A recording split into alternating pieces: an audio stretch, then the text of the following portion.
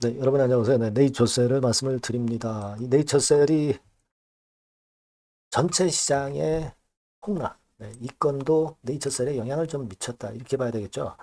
6.35% 내려서 마무리가 됐어요. 금요일에. 근데 이것이 뭐 조인트 스템 건도 물론 연관성이 없다고는 볼 수 있지만 이 부분보다는 시장 전체의 폭락, 네, 이 영향을 좀 더 받았지 않았나.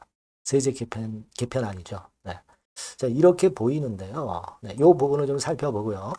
그리고 우리가 근무 일수냐 캘린더 데이 기준이냐 이 부분 있죠. 네, 이거를 제가 조금 더 세밀하게 좀 찾아봤고 기사건도 좀 나와 있는 게 있어요. 그래서 요거를 말씀을 드리면서 허가 일정 건과 연관이 된 부분이죠. 네, 그래서 이 부분을 좀 명확히 말씀을 좀 드리고자 합니다. 그리고 주가 예상과 수급 네, 이런 부분들 우리가 알아보는 그런 시간을 가져보도록 하겠습니다.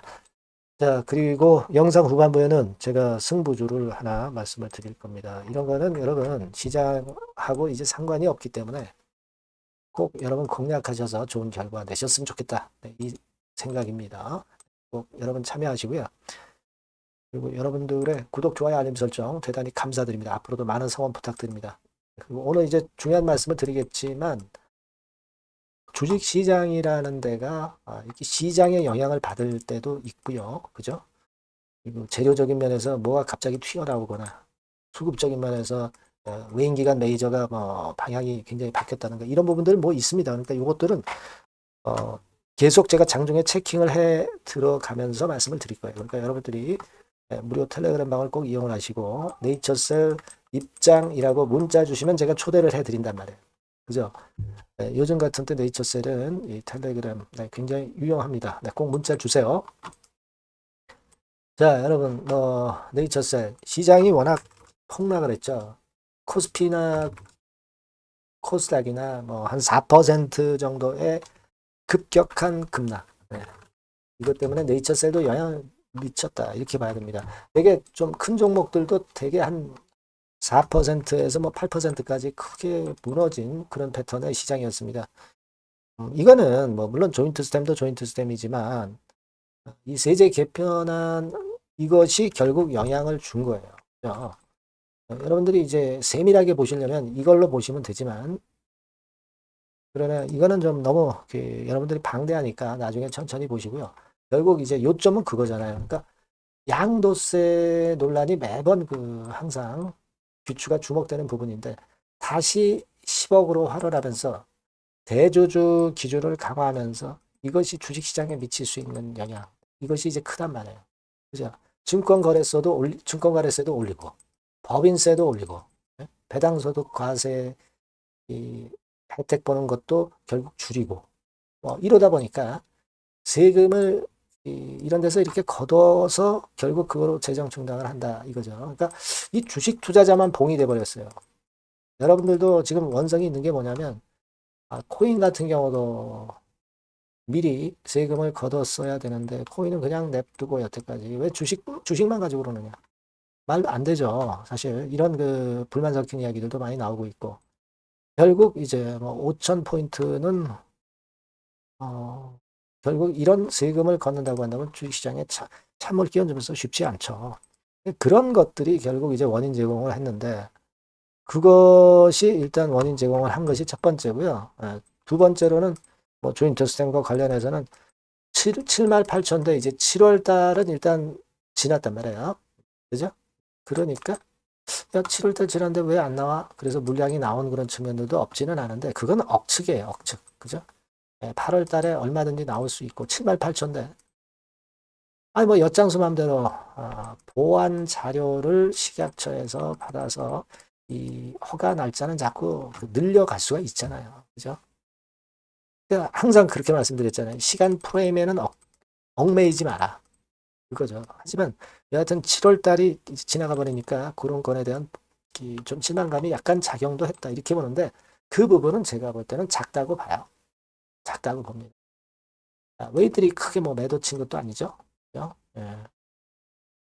뭐 공매도도 뭐 크게 나온 건 없습니다. 평상시와 같고요. 대차 이렇습니다. 그리고 여러분 수급을 보면은요. 수급 측면에서 제가 말씀을 드리고 싶은 거는요. 이 네이처셀의 공매도 잔고가 최근에 그 외인 매수가 많았잖아요. 결국 공매도 상환한 거예요. 이걸 보세요. 270만 주에서 247만 주로 한 23만 주가 줄었잖아요. 그죠? 여기 확인이 되시죠?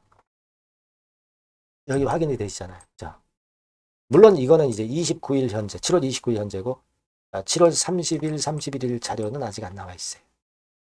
이겁니다. 그러니까 역시 쇼커버링이 들어온 거라고 제가 말씀드렸죠. 네, 그 쇼커버링이 들어온 거다. 네, 이걸 생각하실 필요가 있다. 이렇게 보여지고요. 또 오르면 또 숏커버링이 들어오지 않을 수 없어요. 여기서 또 쭉 치고 나가면.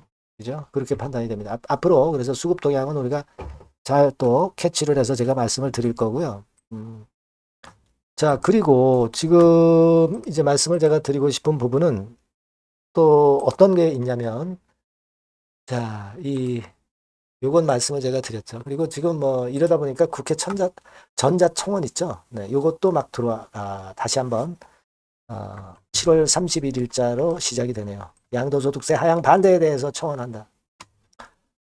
벌써 5만 명 근처가 돼버렸어요. 그죠?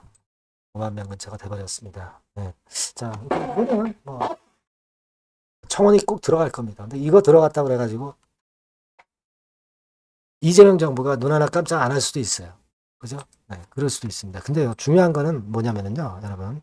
예, 이게 있습니다. 이번에 세제 개편안 발표가 된 게 있잖아요.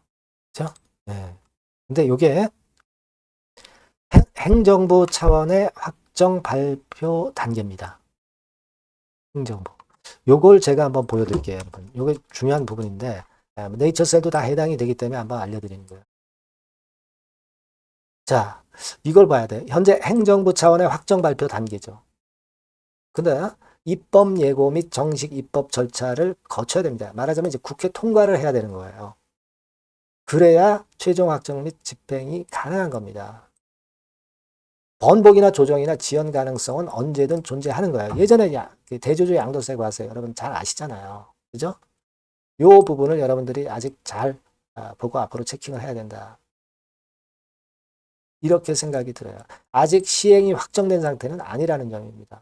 네. 요걸 우리가 정확히 알고 보셔야 될 것 같아요. 번복이나 조정이나 지연 가능성이 언제나 존재한다.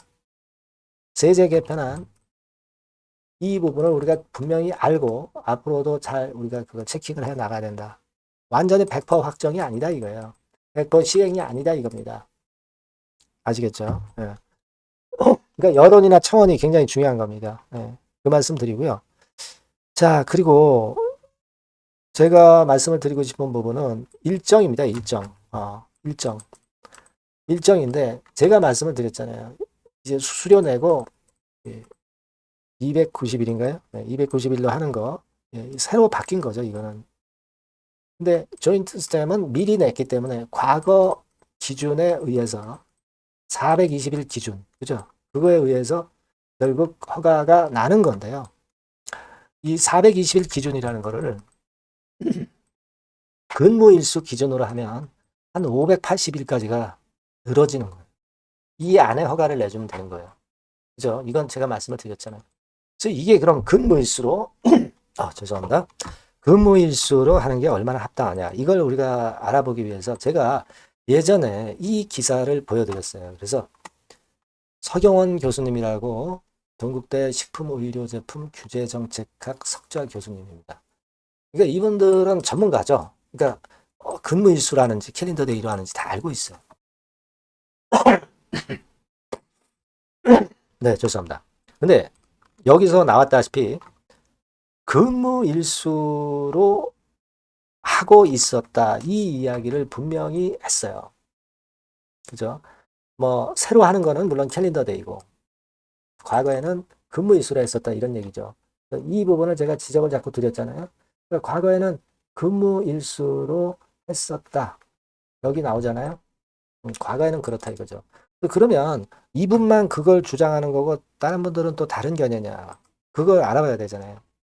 그래서 다른 걸 보여드리면 자 여기 이분은 식품의약품안전평가원 의약품 심사부장이에요. 네, 이분이 예전에 2023년 8월 6일에 얘기한 게 있습니다. 여기서 보시면, 자, 중간에 보시면 이게 나와 있죠. 박윤주 부장은 허가 소요 기간은 우리나라는 뭐 워킹데이를 사용하고 있는 점 고려돼야 된다. 이렇게 얘기를 했죠.